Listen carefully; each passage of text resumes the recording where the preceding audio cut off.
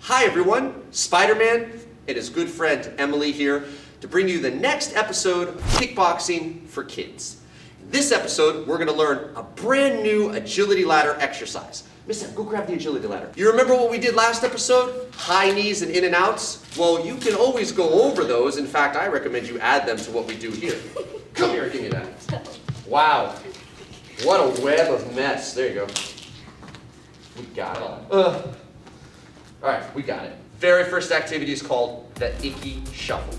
We're gonna start going side to side of what's known as lateral movement. Emily, slowly show the Icky Shuffle.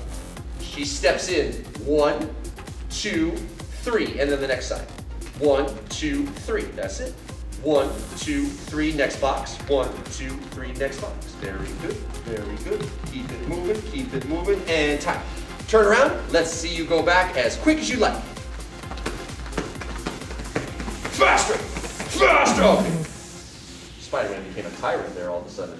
Next one is called the Heisman. What Emily's gonna do is go 1, 2, 3 again, but then she's gonna lift her leg. Now, I like this one, not just because it unbalances you and it forces you to work core muscles to a greater degree, but it's great for kicking. You have to be on one leg and be able to control your other leg in the air, good balance, good posture, so a great exercise to assist with kicking. Show a slow Heisman. 1, 2, lift. 1, 2, lift. And go quick. Here she goes. And time. Come on, back over. Next one is called the crossover shuffle. A great one to help with pivoting and turning the hips. What Emily's gonna do is stand next to the ladder, and whatever leg is farthest, in this case it's my left, you're gonna move in with that leg first. One step, and then when you exit, it's 2, 3. So again, we're on step counts of 3. I use my right because it's farthest from the ladder. 1, 2, 3. I twist my waist. 1, 2, 3. 1, 2, 3, and basically make a zigzag run.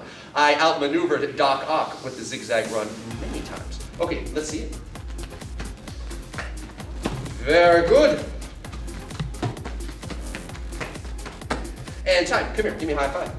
So again, you got Icky Shuffle, Heisman, crossover shuffle, and then from the previous lesson, high knees, in and outs across the pond. That's 5, 6 if you include the variation on in and outs, ladder activities that you could do for great agility and cardiovascular training. And I recommend it as a warm-up. You can go 30 seconds for each activity, or even less. Maybe you go 15 seconds, do all of them, and then be set to go. Today we're gonna learn a brand new kick, push kick. There's 2 ways to do a push kick. You can use the ball of the foot, or you can use the heel. Emily, have a seat. Put your feet out that way. Big toe, under the big toe is the ball of the foot. The pad of the foot is under the little toes. She's gonna use the ball of the foot if we're doing a push kick, and the result of a push kick is exactly as it's named. You wanna push someone back, okay? The other type is a stomp kick, and you would use the heel or the very bottom of the foot. And that one's a little bit different. It looks almost the same, but that's more for breaking and doing more damage, okay? Thanks, jump up on your feet. And we're gonna learn how to hammer, is what we call it. She's gonna take her guard and she's gonna switch it. And what that does is it starts to load her hip and transfer her weight. She's gonna pick her knee up nice and high and push. That's it, I had her a little far, but we'll try again. Go ahead and do it one more time. Hammer and kick. There's your push kick. The idea is again to shove something back. Let's do a few. Very nice, and again. Very nice, one more time. Okay, now another variation is to use the front foot, okay? You jump back for just a second. When you do the front foot, you gotta be in boxing range, and you have to do what's called shift weight, and we're gonna do that to the rear. So if your legs carry 50% each of your weight, you want to just shift a little bit so it's like 60% is on the back leg and approximately 40% is on the front leg. And I know you don't have a scale to gauge that by, but you got to feel it, you got to sense it, right? So if I kind of go, that's way too much weight, right? And if I just kind of go, that's way too little. I'm going to be top heavy. So I shift, I lift, and I push with the ball of the foot. Emily will demonstrate. Come on into boxing range and give it a nice little push. That's good. Do another one. Very nice. And one more.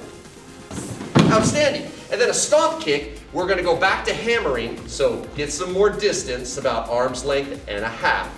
Hammer, lift, and then the heel right into the target. Stomping right on through. All right, Em, when you're ready, launch it. That's great. So let's do a few.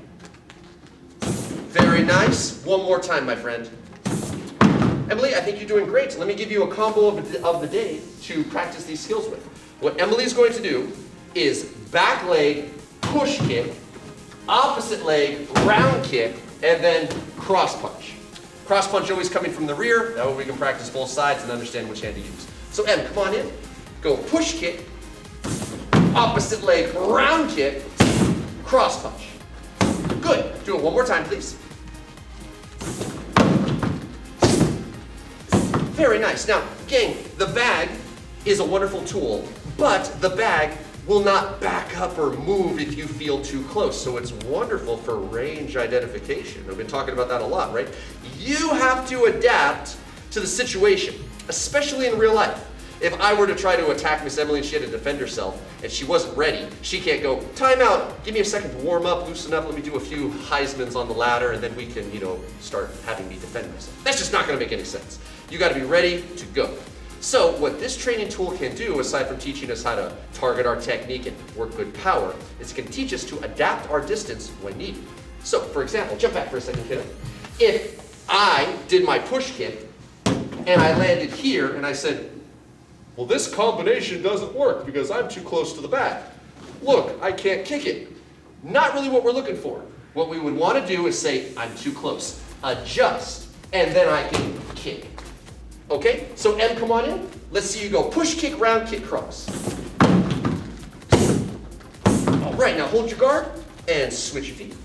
Now we're gonna go left, right, left. Does that make sense? Yes. Let's do it. Left push kick, right round kick, cross. Set up again, and go. Outstanding. Give me 5, kiddo. Now, we're going to work this together, okay? And we're going to show 2 different ways to do it. Would you grab the mitts for me? Yes, sir. Hands up nice and high. Scratch that. Attention. Bow. High five. Hands up nice and high. So, if I ask for a push kick, show good control. Oh, that's wonderful. Let me do that one more time. Stick my belly out. Oh, very nice. One more time. Push my belly in. Very nice. Round kick could follow here. Cross punch. Awesome. Again, give me push kick. That's her right leg, round kick. That's her left, and cross. Notice that she's adjusting with her switch kick that we learned last lesson. Now, if I call combo of the day, you got to do that. Combo of the day. Yes. Yes. Yes. Let's move our feet. Okay. Give me a 1, 4. Cross hemispheres with a knee. 2. And 3. Follow me. Combo of the day. Yes. Yes. Cross hemispheres with an elbow. 1, 2. Cross hemispheres with your round kick. 3. And 4. Shuffle back. 1. Combo of the day. Yes. And time. Thank you for creating the vision. Come on over here, kiddo. There's nothing that says you can't do that push kick with a little more impact, but I think safety should be the first priority. So Emily, go grab that body armor. Sick. This right here is a body protector. Again, you can go online to find resources for these, but you want to make sure that when you are still wearing this body protector that your partner is taking care of you. Remember, there's a living human being back over here, okay? And sometimes technique will hit harder than we expect and still cause irritation or injury. And sometimes, if we don't have the greatest control over our technique, things tend to slide and glance and you can still hit the person who's holding this. So we want to make sure, again, that we're always trying to hit well and not just hard. But for greater impact, this would be the thing to do. Oh, now that's a kick, huh? Round kick. And your cross. That sounds like thunder in my ear. Woo! Give me 5. That'll wake. Who needs coffee in the morning? You just have your kid throw a round kick at the mitts and that'll wake you up, I'm telling you. Get a grinding in this, and you don't always have to say crossing hemispheres. I mean, it's a good way to understand what's going on both parties, but you can simply call the technique once you get a little bit more skilled and feel a little bit more comfortable with that. So if Emily and I demonstrate again, now with the body shield, I'll take away crossing hemispheres and just call elbows, knees, and kicks. And you know what, kiddo? Put your knees right on me. So give me a 2, knee, combo of the day. 4, move out, 3, kick, knee, elbow, 2, kick, knee, ow, elbow. Wow, combo of the day, one more time, knock me over. Okay, forget the other moves, you just give them that, that's it, right? That's the essence of efficiency, I guess. Okay, gang, we're gonna do a little bit of fitness. Can you free me from my shackles? Yes. Thank you, buddy. Fitness is important, but learning how to do your exercise correctly is even more important, and we want to have an enjoyable time with it. So Spider-Man wants you to focus on just doing your personal best. Don't worry about doing more push-ups than the next kid. You want to be responsible and safe and learn how to exercise correctly so that it becomes something that you'll hopefully do your whole life. We're going to give you 3 exercises. We'll demonstrate them and tell you how to work out at home. Very first exercise is a push-up. We want to try to keep our shoulders and our hands in a straight line, our shoulder blades tight, our heels pushed down. You squeeze your tummy, you squeeze your tushy to keep yourself balanced, and show them one good push-up. Beautiful, one more. Now, if you need an adjustment, you would go to your knees. Show them from the knees. We call this a 70%er. One more time. And come up and rest. Spider-Man wants to give you one tip. In order to get respect, you have to give it, right? Well, there is a term for push-ups from the knees. They call them girl push-ups. Isn't that just a terrible name? Horrible name. Spider-Man thinks that if you call them girl push-ups, you're being very disrespectful to all the hardworking young ladies out there. And I don't think you're going to be respected back if you don't show that proper respect to others. This is what you would call a gender biased, and we don't want to have that, okay? I'm very proud of everything that Emily does. Emily works hard, she's strong, and you know what? If sometimes you get so tired you got to go to your knees to do a few push-ups, and that's what you got to do. So we'll call them 70%ers because you're lifting now 70% of your body weight. And that's just all there is to it. All right, now Em, let's see how many push-ups you can do in 10 seconds. Let's see if we can do at least 10. Go. 1, 2, 3, 4, 5, 6, 7, 8, 9, 10, and time. Next exercise is leg lifts, okay? A classic boxing or kickboxing exercise. What Emily's gonna do is lay on her back. She can have her hands on the floor behind her head. She's gonna lift her legs, lower down without the heels touching. She's gonna keep her tummy really, really tight. Okay, Em, let's put you right about here. Can you demonstrate 5? Because you should do at least 5 of everything. Lie down. Sleep. No, don't sleep. Okay, let's see. 1, 2, 3, 4, 5. And then you can really test how strong you are. No, I'm just kidding. Good job, Emily. The last exercise, oh, you don't need any help. Right over here, give me 5, is a squat. Basic squat. When you do a basic squat, you're gonna stand upright and your hips are gonna go back. The legs are about shoulder width plus a couple of inches. So you don't wanna be out here when you do your squat, but you also don't wanna be here when you do your squat, right? Shoulder width plus another inch on each side. Take your hips back, or imagine there's a door, you're gonna try to open it with your butt. That's a good way to remember it, huh? It's kind of funny, easy to remember. I'm going to keep my hands up, or I'm going to reach my hands out.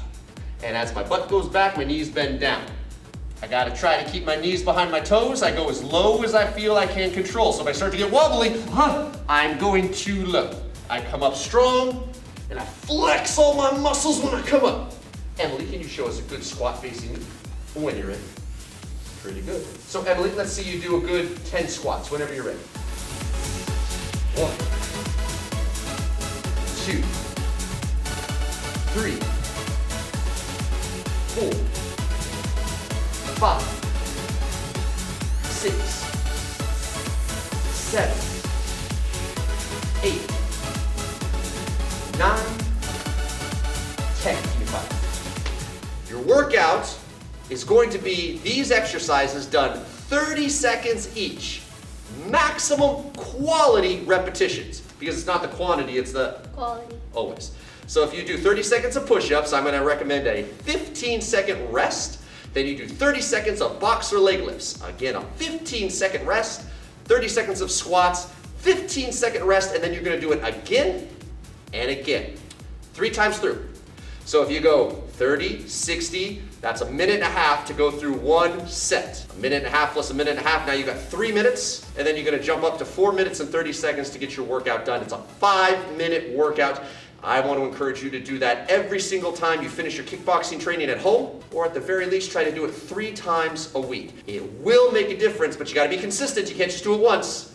Repetition is the mother of all skill.